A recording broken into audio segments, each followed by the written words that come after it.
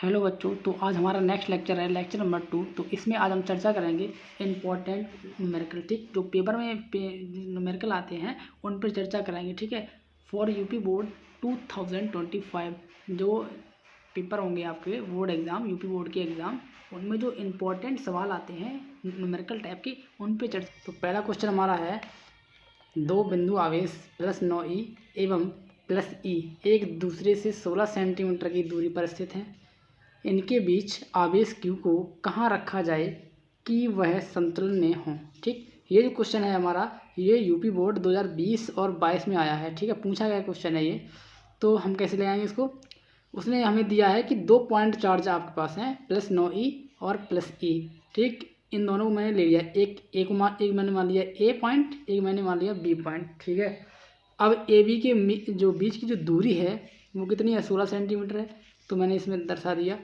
ठीक, अब वो कह रहा है कि इनके बीच एक अन्य आवेश कैपिटल स्मॉल q को कहाँ रखा जाए। अब एक आवेश आपके पास, तीसरा आवेश q है, मैंने यहाँ पे रख दिया। ठीक है, मैंने मान लिया कि जो आवेश q है ये +9e वाले आवेश से x मीटर की दूरी पर है। ठीक है, कितना है? x सेंटीमीटर की दूरी पर स्थित है। ठीक, अब ये मैंने दूरी इतनी मान ली x, ये टोटल थी 16, तो ये हमारे पास इतनी यहाँ से लेकर यहाँ तक कितनी बची हमारे पास? 16 - x। ठीक है, अब इन दो बलों के, अब ये जो दो आवेश हैं +9e और +q, अब इन दोनों के मध्य एक बल कार्य करेगा, उसे मैंने मान लिया F1। ठीक है, तो +9e के कारण लगने वाला विद्युत बल F1 बराबर 1/4πε0 Q1 Q2/r²। यहाँ पे Q1 की वैल्यू क्या है? 9e, और Q2 की वैल्यू क्या है? Q।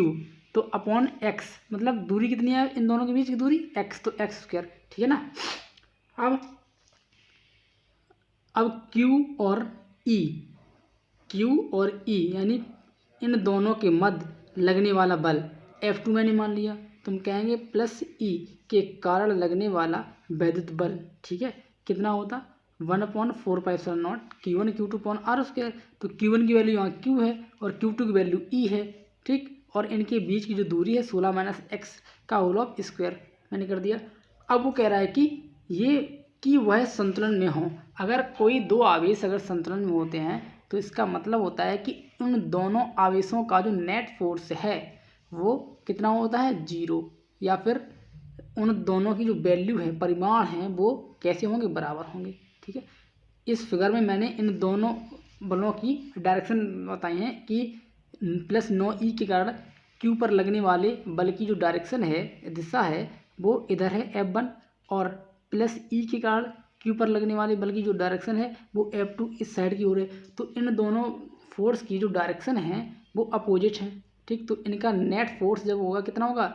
0। कैसे? F1 - F2 = 0। ये परिमाण में इक्वल होंगे, या फिर इनके जो नेट फोर्स इनका है वो 0 होगा। ठीक, कब? जब ये दोनों संतुलन की अवस्था में होंगे तब। ये संतुलन की कंडीशन है। तो अब मैंने F1 और F2 की यहाँ वैल्यू पुट कर दी। ठीक है, F1 का मान ये है, F2 का मान ये है, तो मैंने दोनों वैल्यू को उठाया और यहाँ पे रख दिया। ठीक है, अब मैं जब इसको आगे हल करूँगा तो यहाँ पे आएगा हमारे, ये कट गया हमारा 1/4πε0, इससे ये कट गया। अब हमारे पास बचा, इधर बचा 9, और ये x² है, इसको मैंने क्रॉस मल्टीप्लिकेशन से यहाँ कर लिया तो ये आ गया। अब मैंने इसको होल स्क्वायर भी कर लिया। ठीक है, अब 9 को आप लिख सकते हैं 3 का स्क्वायर = ये। अब यहाँ जो है पावर से पावर हट गया, मतलब कंपेयर मैंने कर दिया यहाँ पे। ठीक है, तो पावर जब कंपेयर की मैंने तो यहाँ से ये हट गया, तो इधर आया हमारे पास 3 = x/16 - x। इधर इसको मैंने हल किया, मतलब क्रॉस मल्टीप्लिकेशन, कैंची का गुणा मैंने किया यहाँ पे, तो हमारे पास ये इक्वेशन निकल आई। तो यहाँ से वैल्यू x की आई हमारे पास 12, कितनी आई?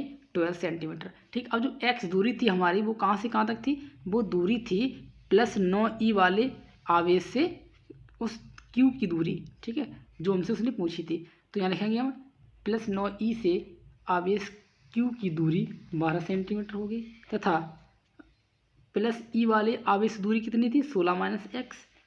तो 16x की वैल्यू 12 यहाँ पुट कर दिया, आंसर कितना आ गया? 4। तो आप कह सकते हैं कि जो तीसरा आवेश Q है ये तीसरा आवेश जो Q है, इसकी जो स्थिति है, मतलब इसकी जो दूरी है, मतलब कहाँ पे वो पॉइंट रखा जाए, कितनी दूरी पर वो पॉइंट रखा जाए, तो आप कहेंगे यहाँ पे कि +9e से दूरी इसकी कितनी होगी 12 सेंटीमीटर, और +e से दूरी कितनी होगी 4 सेंटीमीटर। ये इसका आंसर हो गया। ठीक है, अगला सवाल हमारे पास आता है। अब अगला सवाल हमारे पास है, वो कह रहा है कि एक विद्युत द्विध्रुव जिसकी लंबाई 4 सेंटीमीटर है को एक समान विद्युत क्षेत्र 10⁴ न्यूटन प्रति कूलाम से 30 अंश पर रखने से 9⁻⁻2 न्यूटन इंटू मीटर का बल आघूर्ण लगता है। द्विध्रुव आघूर्ण की गणना कीजिए। ठीक है, ये क्वेश्चन हमारे पास है।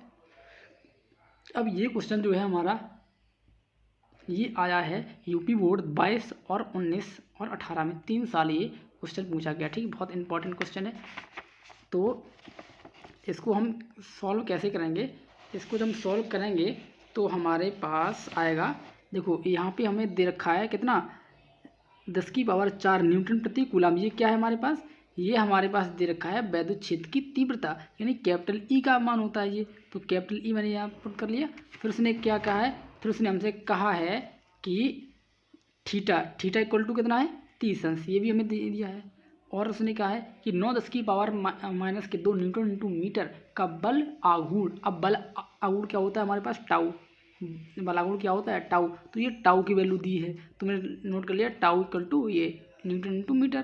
ठीक, फिर उसने हमसे कहा है कि द्विध्रुव आघूर्ण की गणना कीजिए। मतलब मुझे क्वेश्चन ने पूछा क्या है, ये पी। ठीक है, capital P equal to question mark. अब मैंने पढ़ा है कि टाउ और पी में जो रिलेशन होता है वो क्या होता है, tau equal to P E sine theta. ठीक है, तो टाउ की वैल्यू मैंने पुट कर दी और ई की मैंने वैल्यू पुट कर दी, और यहाँ से मैंने पी का मान निकाल लिया। और साइन 30 की मान क्या होता है 1/2, ये चला गया ऊपर। तो आंसर इसका फाइनली आया कितना 18 × 10⁻⁻6 कूलाम इंटू मीटर। ठीक, तो ये इसका क्या हो गया फाइनल आंसर। ठीक है, ऐसे ही आप पेपर में लगाएंगे। अब अगला क्वेश्चन हमारे पास है, वो कह रहा है कि +1 माइक्रोकूलाम तथा -1 माइक्रोकूलाम के दो बिंदु आवेश एक दूसरे से 2 सेंटीमीटर की दूरी पर स्थित हैं।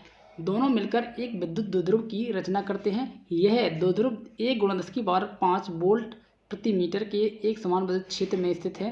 ज्ञात कीजिए विद्युत द्विध्रुव आघूर्ण तथा द्विध्रुव आघूर्ण पर लगने वाला अधिकतम बल युग्म का आघूर्ण। उसने क्या कहा है, सेकंड पार्ट में से कहा है कि द्विध्रुव पर आरोपित अधिकतम बल आघूर्ण कितना होगा। ठीक, ये हमसे कहा है इसने।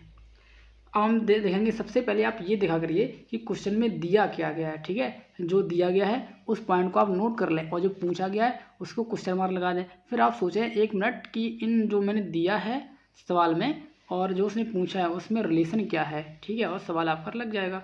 ठीक, तो सबसे पहले उसने हमें दिया है 2 आवेश हमारे पास हैं। ठीक, ये 2 आवेश हैं +Q और -1 +1 मैंने नोट कर लिया। और इनके बीच की दूरी होती है अल्पतम दूरी। और ये पूरा निकाय क्या है, इलेक्ट्रिक डायपोल, विद्युत द्विध्रुव। ठीक है, ये है। तो कैपिटल ई का मान उसने दिया है हमें कितना, ये देखो ये लिखा है एक समान विद्युत क्षेत्र में। तो ये क्या दिया है हमें मान, ये ई का मान हमें दिया है capital E equal to 1 × 10⁵ volt प्रति मीटर। ठीक, और उसने हमसे कहा है कि इनके बीच की जो दूरी है ये क्या है 12 है, यानी 12 इक्वल टू 2 सेंटीमीटर। इसको मैंने बदल दिया मीटर में, 10⁻⁻2 का मल्टीपल कर दिया, तो इसमें ये किस में बदल गया, मीटर में। ठीक, अब वो कह रहा है कि इसमें जो आवेश है यानी कैपिटल Q इक्वल टू 1 माइक्रोकूलाम। इस माइक्रोकूलाम से मैंने इसको बदल दिया कूलाम में। जब माइक्रोकूलाम से कूलाम में बदलते हैं तो हम क्या करते हैं 10⁻⁻6 का गुणा कर देते हैं, वही मैंने किया यहाँ पे। ठीक, अब आते हैं उसने हमसे पूछा क्या है, उसने हमसे पूछा है कि फर्स्ट पार्ट में विद्युत द्विध्रुव आघूर्ण इलेक्ट्रिक डायपोल क्या होता है। ये देखो कैपिटल P, इसकी वैल्यू उसने पूछी है कैपिटल P की, तो capital P equal to question mark. अब देखो हमें पता है कि कैपिटल P का जो फॉर्मूला होता है वो एक ही तो होता है Q × 12। ठीक, तो मैंने यहाँ पे Q की वैल्यू पुट कर दी और 12 की वैल्यू दे रखी है उसने, मैंने दोनों की वैल्यू उठाई और यहाँ पर रख दी और आंसर इसका ये आ गया। ठीक, किस में आ गया, कूलाम इंटू मीटर। इसका सेकेंड पार्ट है ये टाउ मैक्स। टाउ क्या होता है, विद्युत बल आघूर्ण क्या होता है, बल आघूर्ण, उसमें कहा है अधिकतम, तो मैंने यहाँ पे लगा दिया मैक्स, मैक्स मतलब मैक्सिमम वैल्यू इसकी, ठीक है। तो आपने पढ़ रखा है कि टाउ की वैल्यू क्या होती है, टाउ का फॉर्मूला होता है tau equal to P sine theta. अब उसने कहा है कि यहाँ कंडीशन उसने दे रखी है कि अधिकतम इसका मान निकालना है, तो अधिकतम के लिए for maximum value theta equal to 90। तो जब मैक्सिमम मान पूछे आपसे, मैक्सिमम वैल्यू पूछता है, तो थीटा का मान आप कितना रखेंगे, 90 अंश। तो यहाँ उठा के रखिए 90 अंश, तो यहाँ पे हमारे पास आएगा tau max equal to P E sine 30 के साइन 90 अंश का मान 1 हो गया, तो पी ई बचा, पी और ई की वैल्यू हमें दे रखी है, मैंने दोनों की वैल्यू यहाँ पे पुट कर दी। तो हमारे पास फाइनली आंसर क्या आ गया, टाउ मैक्स इक्वल टू 2 गुणा 10 की पावर माइनस 3, ठीक, ये इसका आंसर हो गया। अब नेक्स्ट क्वेश्चन हमारे पास है, वो क्वेश्चन रहा है क्वेश्चन नंबर 4। क्या है ये क्वेश्चन नंबर हमारे पास 4 दिया है, ये देखो। अब क्वेश्चन नंबर 4 में हमसे कहा है दो आवेश जो कि परस्पर 0.1 मीटर की दूरी पर हैं, एक दूसरे को 18 न्यूटन के बल से प्रतिकर्षित करते हैं। यदि दोनों आवेशों का योग 9 माइक्रोकूलम हो तो उनके अलग अलग मान ज्ञात कीजिए।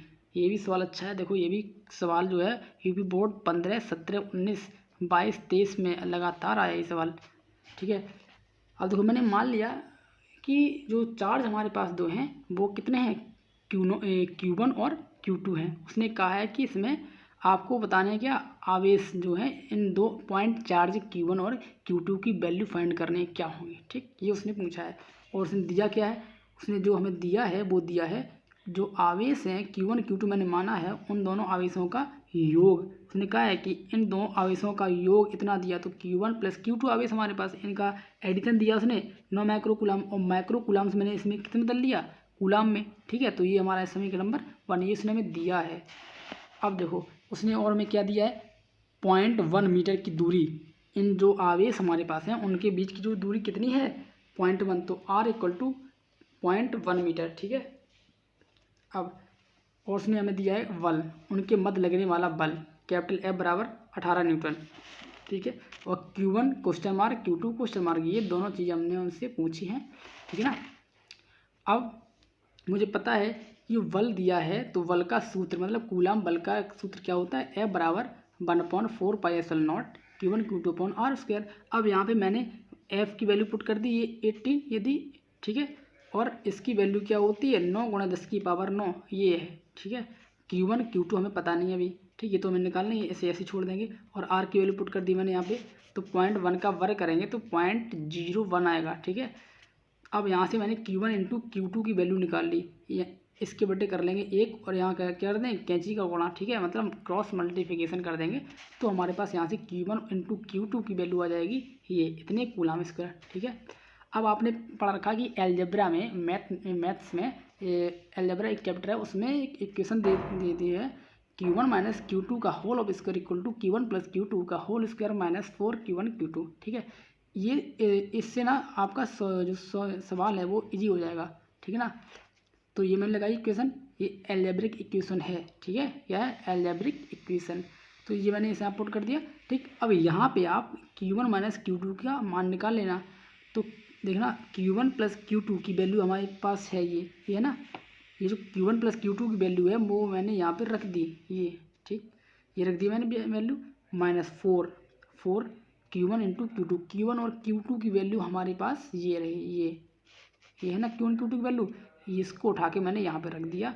तो हमारे पास फाइनली क्या है, इधर नीचे आ गया Q1 माइनस Q2 का whole square equal to 81 into 10 to the power minus 12 minus 18 into 10 to the power minus 12, ठीक है। अब ये देखो, ये देखो, ये दोनों पद जो समान है ना, यहाँ 81 है, यहाँ 80 है, तो 81 में से 80 लेस करेंगे तो हमारे पास क्या बचेगा, 1 बचेगा। तो सिंपल सी बात है, यहाँ क्या आएगा, 1 into 10 to the power minus 12, यानी Q1 माइनस Q2 का होल स्क्वायर इक्वल टू ये। और देखो यहाँ पे Q1 इधर जो वर्ग लगा है, यहाँ क्या आएगा, रूट, ठीक है। अब देखो तो Q1 minus Q2 equal to 10 to the power minus 6, ठीक है। अब